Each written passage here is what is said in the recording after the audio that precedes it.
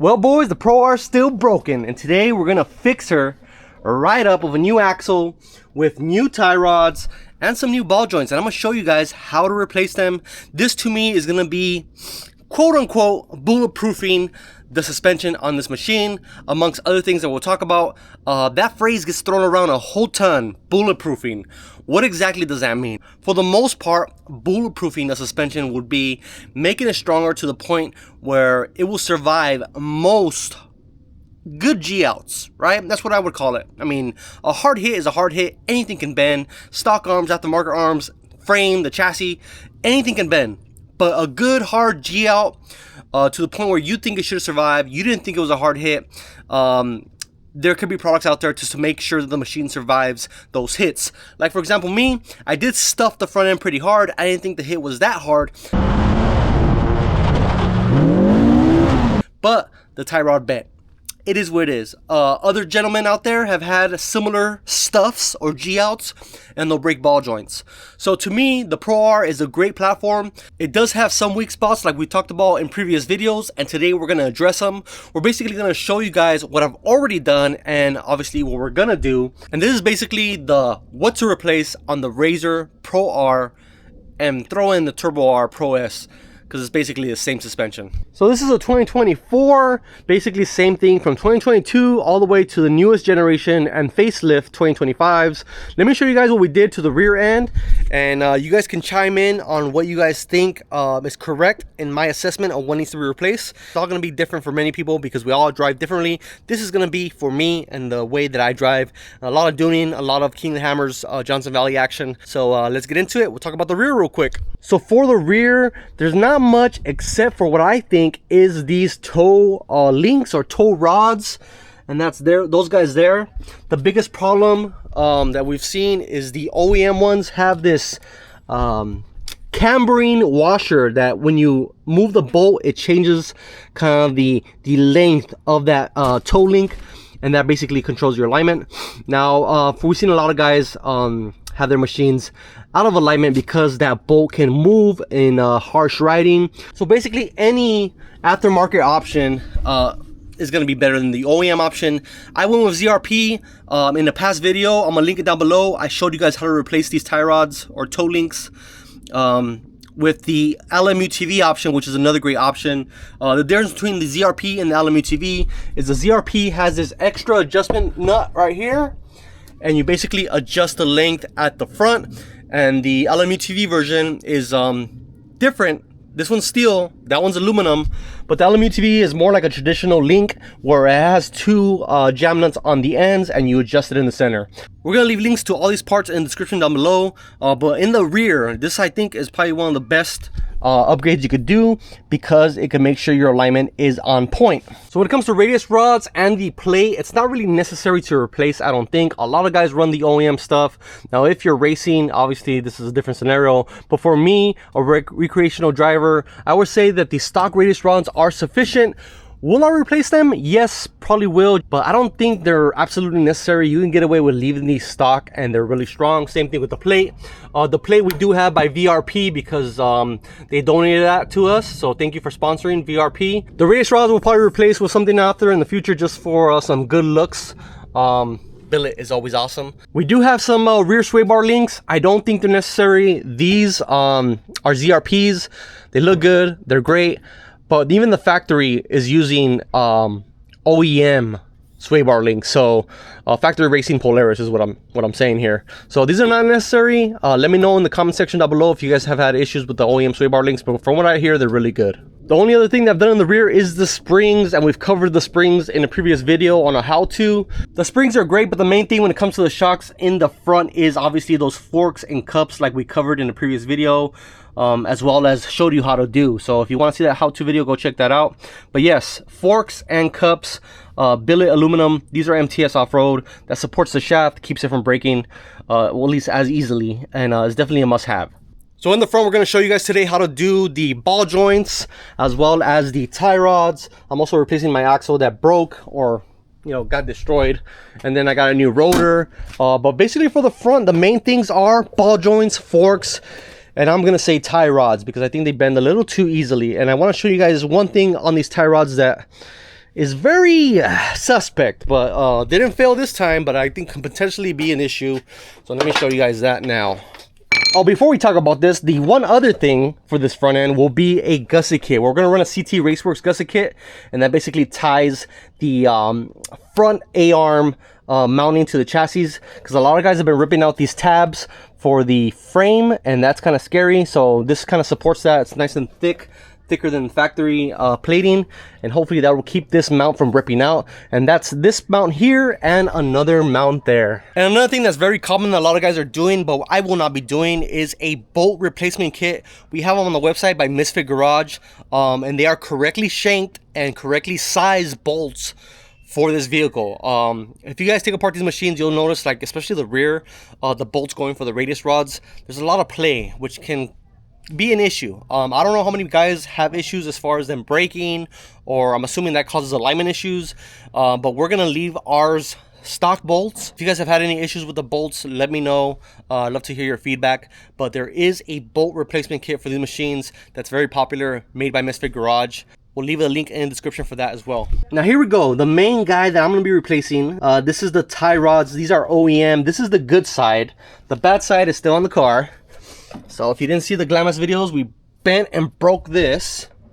So it basically broke right off to the threads at about this point here. I'm assuming this thinnest portion is going to be the weak spot, and that's what I thought.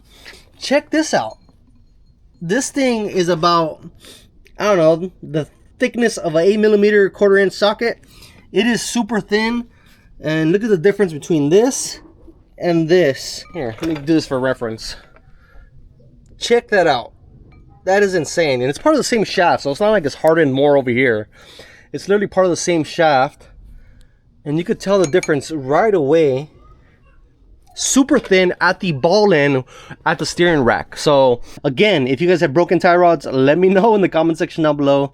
I want your feedback. We want people who own these machines and are checking out this video to get an idea of what should and shouldn't be replaced. So let's get into it. We're going to tear apart this suspension. Well, it already kind of is, but basically you're going to want to remove your caliper. To do this, you're going to want to use a wrench, ratcheting wrench, to get this bolt loose and take off both bolts, and you can move the caliper off to the side. I already got the nut off for this tie rod, so basically take the nut and washer off, and this guy, well, I'm gonna have to hit it with a hammer, but it'll pop up. Same exact thing with the lower ball joint. There's a nut here, which I already removed, and you can pop up the arm, which, as you can see, has already been done as well. Now for the upper arm, there is a pinch bolt and nut. Once you get the nut off from this side, you can push the bolt out, and this whole upper arm can move upwards. So I recommend you actually remove the shock first before you get to this point. You know, that should be pretty obvious. I don't want to put it back together and take it back apart just for the video, but you guys can, you guys just get what I'm putting down, right? Yeah.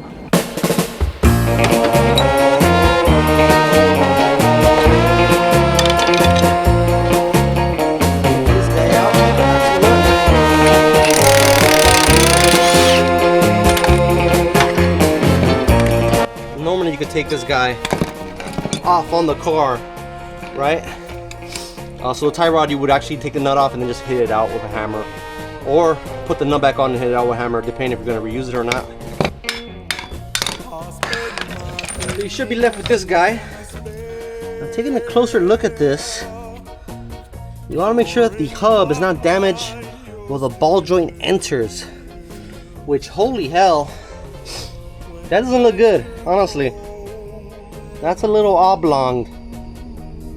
So now I'm thinking to myself, I should go pick one of these up, because potentially it could fail right there at the hub. So I'm gonna call my local dealer and see if they have one of these hubs so I can replace that, because that does not look good, guys. See that? That's bad. So I'm gonna swap this axle out and then go ahead and start replacing these ball joints. The clips are on the bottom here, and you're gonna hammer these upward. It's the same thing for both. But before I do that, I'm gonna go ahead and let these soak a little bit in some penetrating lube. I like to use PV Blaster. It works wonders, especially after you let it sit for a while. Let me see if I can do it one hand. Oh yeah!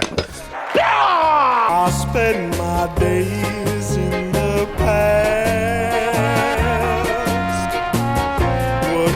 I got the clips on. Let me show you guys these ball joints.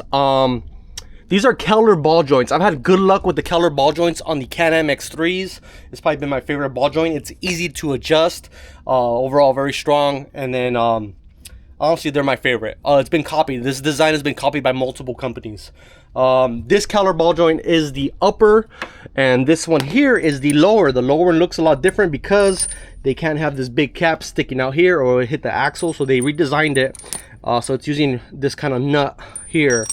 But they're both serviceable. They both have grease fittings to add grease to them. And overall, this is still my favorite ball joint. On the RZR platforms, the ball joints, the most common one is the Black Ops. So that's what everybody's been messaging me as far as the ones that they like. Everyone says those are the best. I'm gonna run Keller just because I've used these in the past on other machines. I can't tell you which ones are better. We offer both on the website. We're gonna try out these Kellers, and I will report to you guys as far as the quality and you know, see how good these are. If they fell on me on some, you know, regular, like a small jump, then obviously I'm gonna tell you guys. But the pins on these come out of this cup, and they are serviceable. Like I said, greasable, adjustable.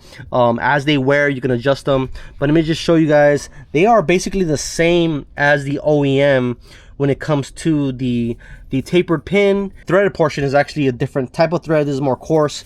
But anyways, we're gonna try these colors out. So we gotta pop these out. Oh, by the way, you can see how this one's bent. This one was ready to come out as well. So maybe I did hit harder than I thought. God dang it. Yep, pop right out.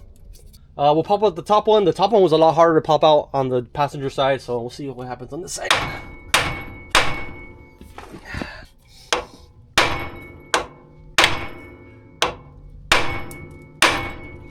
As suspected, kind of a pain in the ass. I'm gonna have to pull it out the same way I did the last one, and I use this tool here. You can find these on Amazon. I'm gonna leave a link to my ball joint removal toolkit that I have.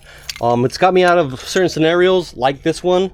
I never thought I would use this tool, but it worked great for this application. I do put a socket here so it doesn't slip because this does pivot. Try to center it as much as you can. It should pop right out. Let's see. That guy. Let's see if it works. Let me show you how easy it is to install these ball joints. So for the most part, they're the same exact as far as installing. This goes like this. Tap it in with a hammer, and then you'll get the big nut, which is this giant guy. I don't even know what size it is. I've been installing these with adjustable wrenches because I don't have the right size. I'm gonna put a little bit of Loctite on the threads. Then you'll get your pin. We'll probably put grease on this first, but you drop the pin in. This bushing goes from the bottom, kind of snaps into place. It does come with a zip tie to pull around so it doesn't come out, but it ain't gonna come out that easily. I'll put this freaking grease in there. Now for the ball joint, you're gonna want to use some high pressure moly grease, the same type of stuff that you'll see in CV joints. Unfortunately, I don't have any right now, and it won't get here on time, so I'm just gonna use this red and tacky, which I think should do the job just fine. Here we got the adjustment nut that goes on top. This one will be the one that's gonna set the preload on it. So there's that. Kind of give it a spin and keep tightening it until it basically bottoms out, which is right there. Now the pin is super tight, and then you keep messing with it, right? You might think it's tight, but you want to go ahead and keep moving it, lubricating it, and then keep going. See that? Once I start playing with it again, it just keeps coming loose and loose. So you want to go in there a good amount. So that's tight, right? So now we can back it off about, I like to do 1/8 of an inch, just enough. And now it's still tight, but it moves.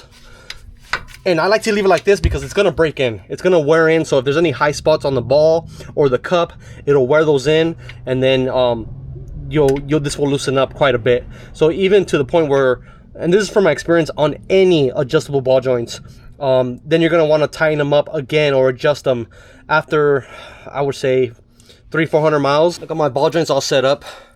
Make sure when you're installing an axle, you always put some sort of grease I think anti-seize can work. You know, this kind of waterproof grease that I use, this red and tacky works. I used to use lithium grease. Honestly, it doesn't matter. The point is to keep that connection from the axle, the stub here, into the differential or transmission, to keep it lubricated, to keep water out so it doesn't rust and seize. Red and tacky for me. Comment down below what you think. And there's that.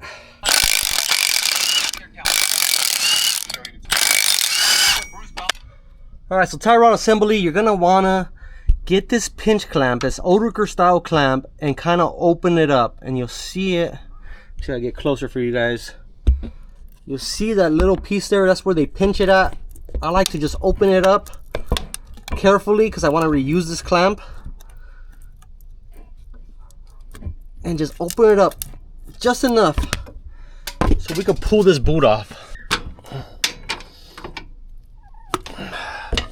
Just like that. Pop that guy off. There's another clamp here, we'll get that off too. But there's that. We're gonna reuse that guy. Now we go from the bottom, from here, and remove this guy. This has to spin off. So I used a little bit of heat with a torch, heated this all up, and I went ahead and removed this using a, what is that called, a monkey wrench? What is it called, a monkey wrench? Pipe wrench, I don't know. I'm thinking monkey wrench, I'm not sure why.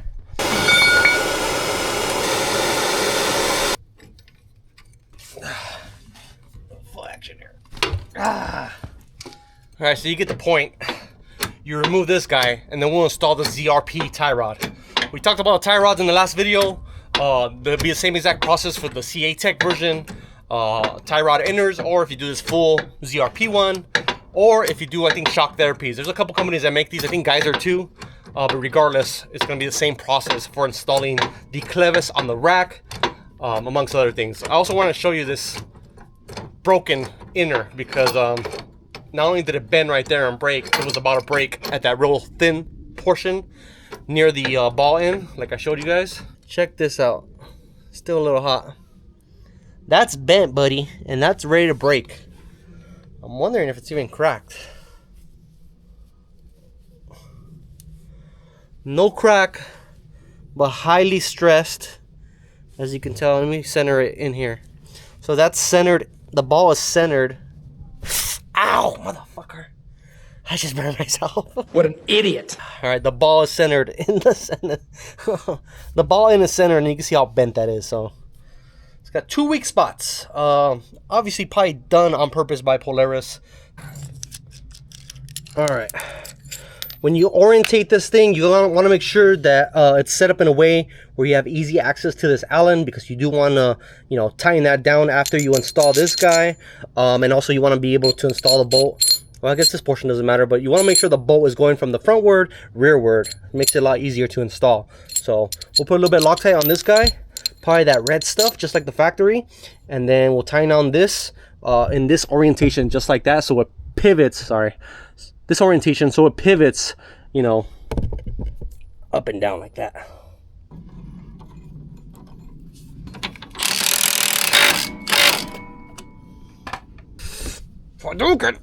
All right, now we can move our attention to the boot. So this is the side at the steering rack. We're actually going to remove the side at the actual hub, the pin with this custom end here.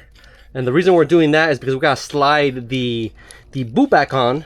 It is a lot smaller than the OEM, or excuse me, the OEM is smaller than the aftermarket. So this is going to go on like this, but as you can see, it's going to be a really tight fit. You're going to want to use heat. Do not use a torch, use a heat gun to put this guy on, and obviously a little bit of lubricant as well. Maybe just a little bit. You can always wipe it off after. Once you heat that up, you could push that over. As you can see there, I did get a little tear.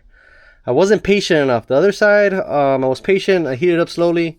Bit of a rush because I gotta go pick up my kids. But that's not a big deal. We're gonna go ahead and, you know, put this on all the way. And then actually before that, you actually want to leave it like this until you do your alignment. So we're gonna put the spacers back on, and then that'll be it on the tie rod. The only thing that will be left is the pin that goes on the hub, which I'm not ready for anyways because I haven't got the hub yet. So 1 second. So we'll go on like this, just like that. This will go on like this. A little bit of Loctite on the nut. We'll tighten that up. And we'll also tighten up that little Allen that's on the side here, which is this guy. This guy actually helps from the bolt that went in this way from backing out, because it has a shoulder on that bolt, and that Allen goes into that shoulder. So with the tie rod in place, all we really have left is the hub and the shock. So basically what you're gonna do first is put the hub in the ball joint, tighten up this nut, put the axle through the hub, and then put the upper arm and ball joint through the pinch section of the hub, and then that'll be done. Tighten it all up, torque it to spec, put your caliper on, obviously put your disc on first, put your caliper on, then put your tie rod pin in and torque this all down, followed by the shock, and you're basically gonna be done. Or in this case, I will be done. So these are some of the things I think are necessary for the Pro R: a set of tie rods, a set of ball joints, forks, and then obviously maybe that gusset kit I think is a must to hopefully help save your frame and have those tabs not rip out like I've seen in other machines. So I think that'll be it for this video. We're basically wrapping up this machine for Glamis. All right, dudes, I got my knuckle. The videos never seem to end when I say they will, but that's okay. I got my new knuckle.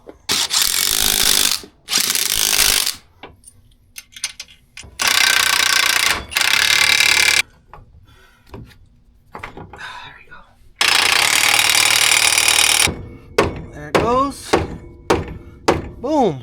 Just going like that. Pinch bolts tight.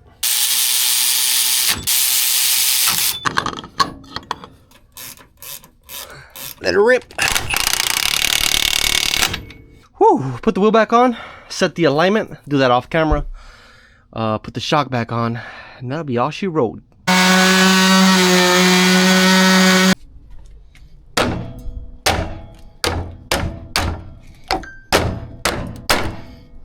Alright, this girl needs a good cleaning, but the front's all done.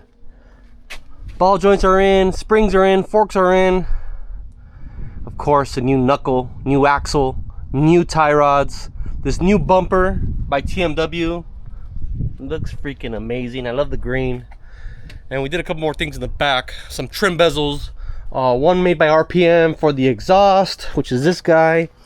And that bezel for the chase light that we're going to be running from Dirt Direct. So I'm still waiting for my lenses to come in from Baja Designs. I got the lights, but I'm going to wait for the lenses. I'm going to have 2 green and 1 red, and that'll be my brake and my chase to go along with the chase up there. So looks good. Super happy. Can't wait to show you guys more. We'll see you guys in the next video. We should be riding, and we'll see you guys. It's going to be good. Let's go. And yes, the Maverick R is not going to be going anywhere till King of the Hammers. She's missing some rods here. Something's going on. I don't know. This is freaking rubbing on paint off my frame too, so I'm not happy about that.